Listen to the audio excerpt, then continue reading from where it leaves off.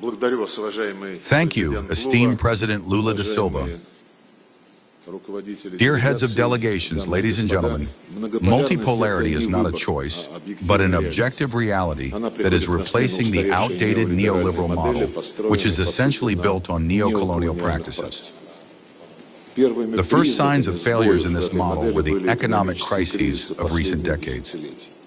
The COVID-19 pandemic exposed numerous flaws in the global trade and financial system and accelerated its fragmentation.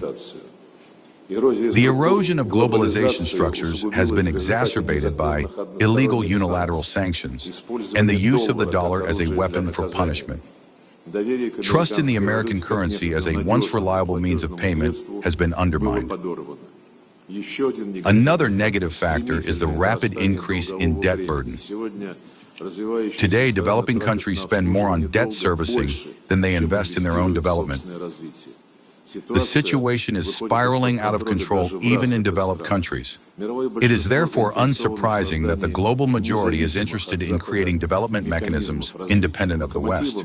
The locomotive of this transformation is BRICS, which is working to establish a more stable global economic architecture based on the principles of universality, transparency, non-discrimination, and equal access to existing opportunities and tools.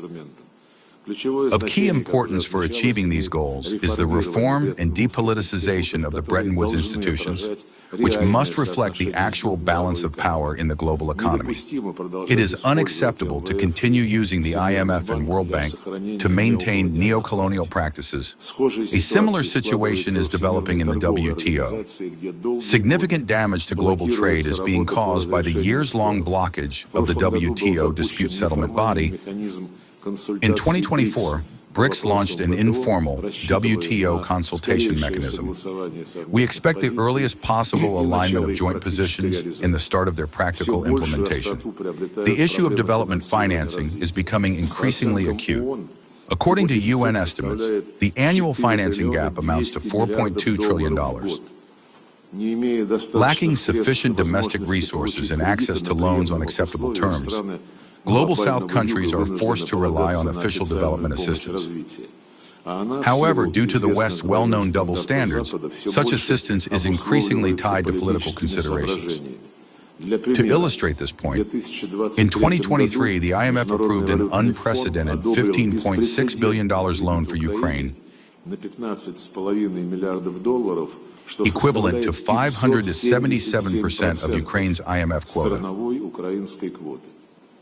This amount exceeds one-third of the fund's total annual program allocations. Meanwhile, since the beginning of 2022, the World Bank has announced nearly $54 billion in funding for Ukraine. Combined, these amounts allocated to Ukraine are twice the annual funding provided by Bretton Woods institutions to all African countries. To address these imbalances and mobilize resources for development purposes, Russia has proposed an initiative to establish a new investment platform within BRICS, with the participation of the new development bank. Its implementation should be facilitated by our joint efforts to transform the new development bank into an innovative development institution that focuses on the needs of its shareholders and remains unaffected by external market conditions. We highly commend the efforts of New Development Bank President Dilma Rousseff in this regard. Artificial intelligence is becoming a critically important technology.